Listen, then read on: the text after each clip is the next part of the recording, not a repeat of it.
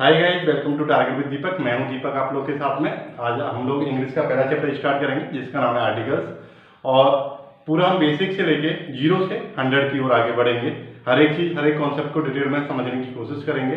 CTET का exam बहुत जल्दी आ रहा है, उन लोग को मैंने स्पेशली अपने दिमाग में रखते हुए टॉपिक बनाया है, तो उन लोग के लिए बहुत ज़्यादा फायदा करेगा, उनका 1 नंबर पक्का जरूर हो जाएगा।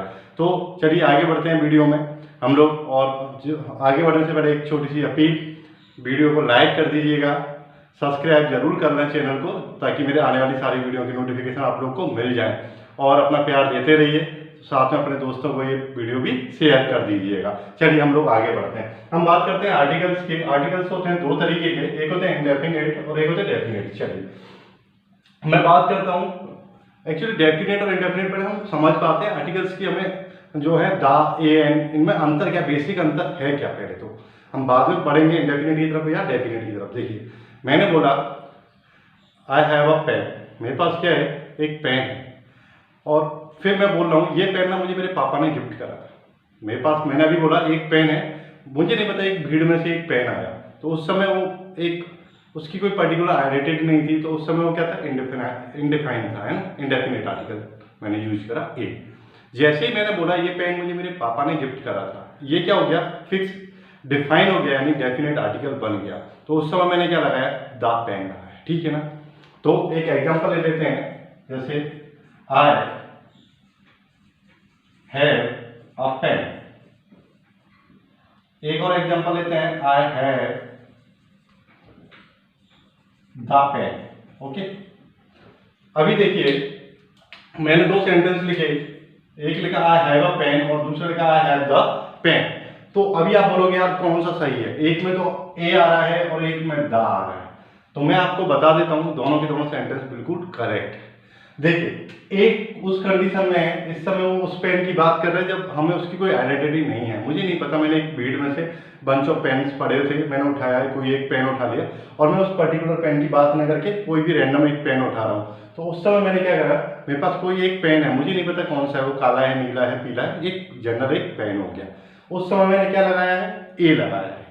और उसके बाद मैंने बोला कि ये पेन मेरे पापा ने मुझे गिफ्ट किया है। डेट मीन ये जो पेन था ये स्पेसिफाई हो गया, डिफाइन हो गया। उस समय मैंने पेन के साथ में क्या लगा दिया, आर्टिकल दा लगा दिया। यही बेसिक अंतर हम लोग आगे डिटेल में और इलेबोरेट करेंगे। तो ए और दा का अंतर थोड़ा सा बेसिक आइडिया आप लोग को लग गया होगा। चलिए आप लोग स्टार्ट करते हैं पहले इनडेफिनिट आर्टिकल से, यानी ए और एन से हम बात करेंगे। चलिए कंटिन्यू यही से कर देता हूं मैं, ए और एन। देखो इसके अंदर मैं कुछ की पॉइंट्स आपको सिखाऊंगा, तो पहले आपको यही सीखना है कि की पॉइंट क्या है, कैसे हैं।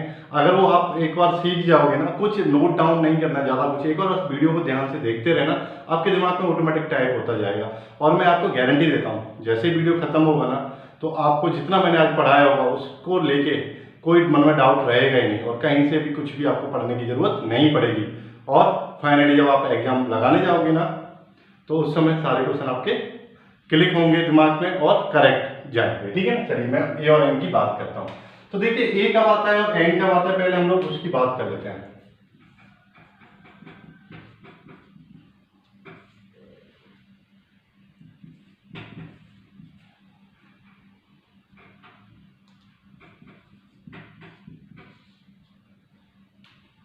मैंने बात की इन 3 चीज की, ठीक है ना।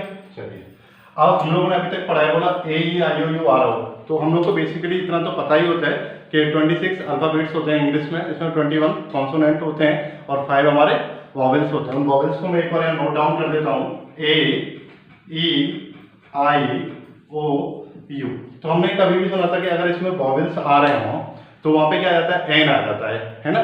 तो ऐसे ही हम लोग अभी तक पढ़ते हैं, तो उसी हिसाब से मैं लगाता हूँ, यहाँ पे क्या आ रहा है, मेरा वॉवेल आ रहा है, तो मैंने क्या लगा दिया, एन, ठीक है ना।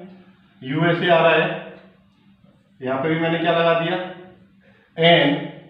और एमएलए आ रहा है, मैंने यहाँ पे भी क्या लगा दिया, ए, ठीक है ना। चलिए अभी यूएसए को मैं थोड़ी देर साइड रखता हूँ, इसे हम लोग जब पढ़ेंगे जब हम दा की बात करेंगे, ठीक है। चलिए अभी मैं इन दोनों चीजों की बात कर रहा था।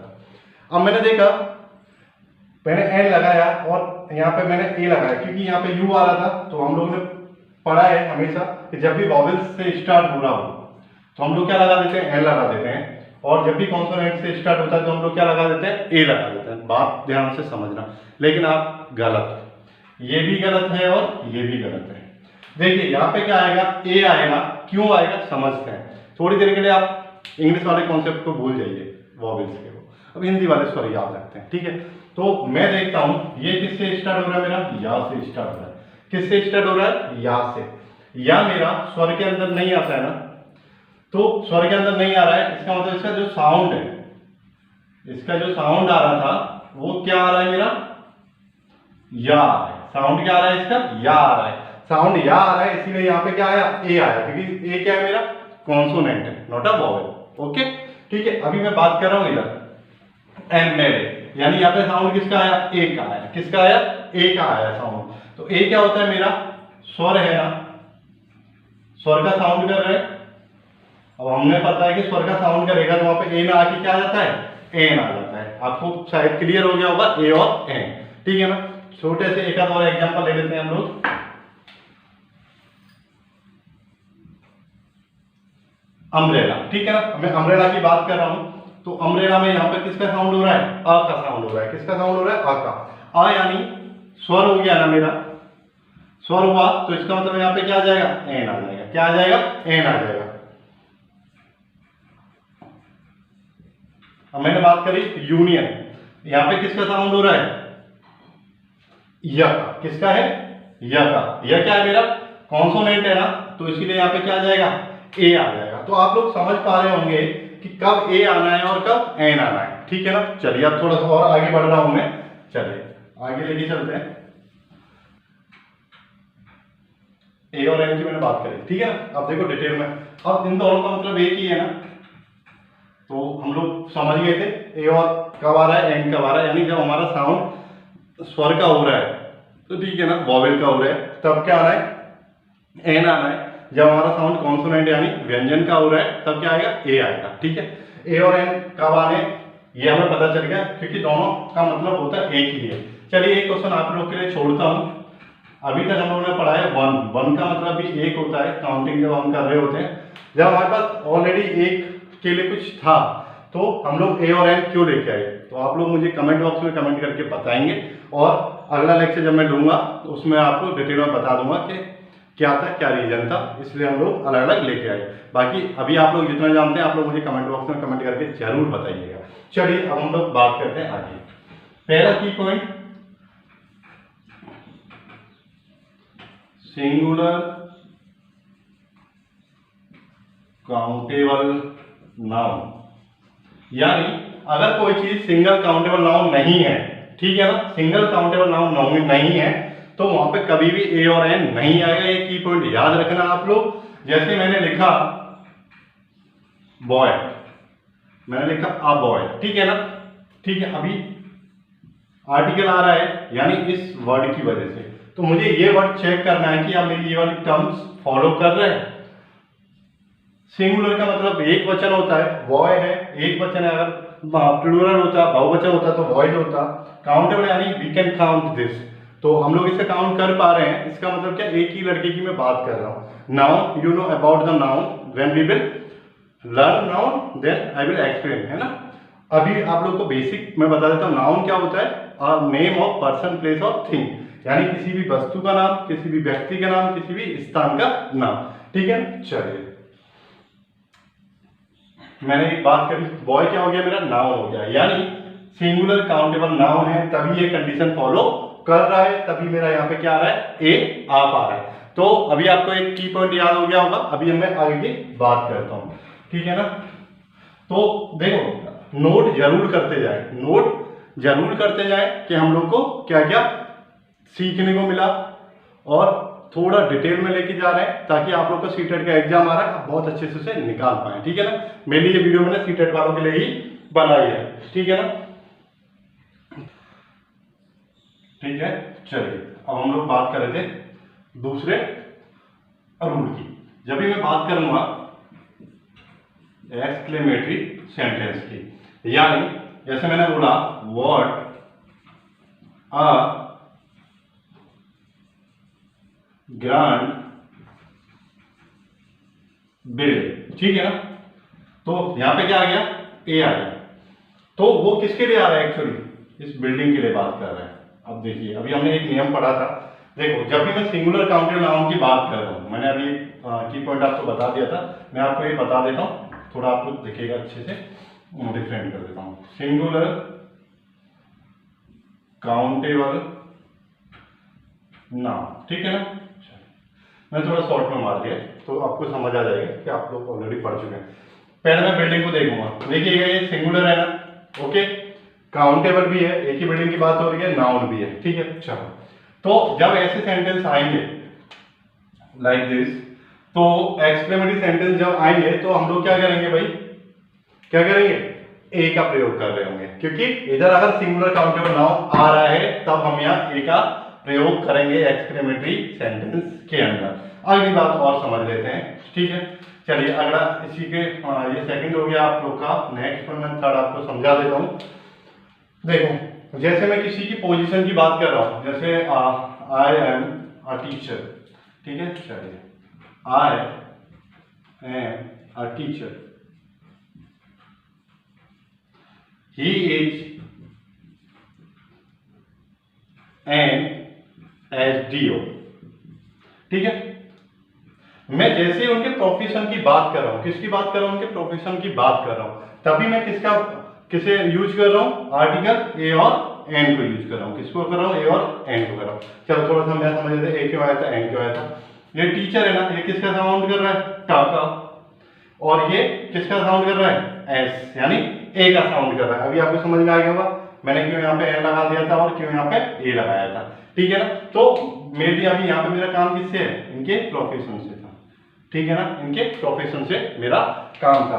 तो अभी आपने देखा तीन रूल मैंने देख लिए, पहला सिंगुलर काउंटेबल नाउन होना चाहिए, दूसरा क्या, जब मैं एक्सक्लेमेटरी सेंटेंस पढ़ रहे हो उसमें भी क्या है, सिंगुलर काउंटेबल नाउन अगर आ रहा है तो उससे पहले वी विल यूज ए और एन, ठीक है। नेक्स्ट वन जब हम उनके प्रोफेशन की बात करेंगे देन हम लोग क्या यूज करेंगे, ए और एन यूज कर रहे होंगे। चलिए और आगे बढ़ते हैं, ठीक है। चलिए ठीक है ना, चौथा मेरा जो रूल आएगा ना, मैं उसमें बात करूंगा, जैसे मैं किसी की आइडेंटिटी कर रहा हूँ दूसरे बंदे से, अब मैंने कहा यार ये तो ना बड़ा गांधी टाइप है, मतलब वो कोई बंदा अगर मान लो कभी झूठ नहीं बोलता है, ठीक है ना, तो मैं बोलूँगा ये राजा हरिश्चंद्र है भाई, क्या तू, है ना। तो उसी तरीके से मैं बोला he is a Gandhi, he is a Gandhi. इसका मतलब ये नहीं है कि ये गांधी हो गया, ही इज ए गांधी, इसका मतलब ये नहीं कि ये जो है गांधी हो गया, मतलब उसके पास क्या है, जो गांधी है ना उसकी कुछ क्वालिटी है। लाइक मान लो उसके सर पे बाल नहीं है, लाइक वो कभी झूठ नहीं बोलता है या बहुत सारे आंदोलन करता है, तो लोग क्या बोल देते हैं, वो गांधी है, ही इज अ गांधी। तो उस समय क्या है, अगर मैं किसी बंदे से, किसी दूसरे आदमी से, किसी और की मैं क्या करूंगा, तुलना कर रहा हूं, यानी मैं उसे कंपेयर कर रहा हूं, ठीक है ना, उस समय क्या आ जाएगा, हमारा ए आ जाएगा, आर्टिकल क्या आ जाएगा, ए आ जाएगा, ठीक है ना। चलिए अगली मैं बात कर रहा हूं नेक्स्ट, और मैं किसी जाति की बात करता हूं, जैसे a dog is an animal, कुत्ता क्या है, एक जानवर है, ठीक है ना। तो मैं किसी जाति विशेष की बात कर रहा हूं, उसे आइडेंटिफाई करा रहा हूं, यानी मैं जाति की बात कर रहा था यहाँ, एनिमल कुत्ता, उसी का एक पार्ट था ना, कुत्ता क्या वास्तव में एक जानवर है ना, तो जानवर क्या होगी, एक पूरी की पूरी कम्युनिटी होगी और उसकी एक जाति बता दी मैंने, एक डॉग है। तो ये नियम थोड़ा सा कंफ्यूजिंग होगा, जब हम लोग दा पढ़ेंगे ना तो आपको बहुत सारे कंफ्यूजन पैदा होंगे, तो मैं कंफ्यूजन ना होंगे तो उस समय मैं आपको डिटेल में ये तब समझाऊंगा क्या क्या चीजें सिमिलर होंगी यहाँ और वहां।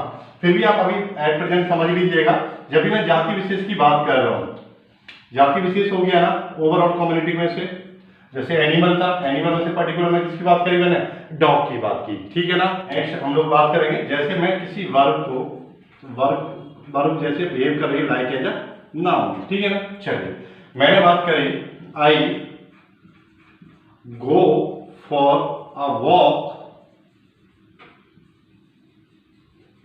डेली। अब आप कहोगे ये वॉक है भैया, तो ये तो भाई वर्ब है ना, वर्ब से पहले ए क्यों आ रहा है, आपने तो बोला था सिंगुलर काउंटेबल नाउन होना चाहिए, डेट में ये तो नाउन होना चाहिए, ये तो वर्ब है ना। तो मैंने बताया आपको जब वर्ब वर्क करती है नाउन की तरह, मतलब मैं डेली एक ही काम को कर रहा हूँ। तो मैं क्या कर रहा हूँ, डेली कहाँ जाता हूँ, वॉक पे जा रहा हूँ। मैं कहाँ जा रहा हूँ, डेली वॉक पे जा रहा हूँ। मतलब मेरी जो क्रिया है, वर्ब है इस समय walk, it will work like as a noun. वो कैसे काम कर रही है, नाउन की तरह काम कर रही है। इसीलिए यहाँ पे कैसे वर्ब ना होके क्या है, इस समय ये नाउन है। क्या है ये, नाउन का काम कर रही है। तो ध्यान रखना, जब भी मैं डेली रूटीन की बात करता हूँ, जैसे मैं डेली खेलने जाता हूँ, तो खेलने जा रहा हूँ ना मैं डेली, तो उस समय मैं जो खेलने जा रहा हूँ ना, तो वो क्या है, मेरा डेली रूटीन आ गया। तो वहां पे जो वर्ब है ना, it will work like as a noun there. ठीक है ना, समझ में आई होगी चीज। तो वहां पे वो कैसे काम कर रही है, वो एक नाउन की तरह काम कर रही है। चलिए आगे नेक्स्ट रूल समझ लेते हैं। तो मैनी रेदर सच, देखो मैनी रेदर सच के बाद में अगर हमारा सिंगुलर काउंटेबल नाउन आए तो हम लोग क्या लगाएंगे, ए या एन लगा देते हैं। देखो मैंने एक एग्जांपल लिया, इट इज रेदर अ पिटी, आई से इट इज रेदर अ पिटी। ये क्या है, सिंगुलर काउंटेबल नाउन आया, that's why I just use किया करा मैंने ए।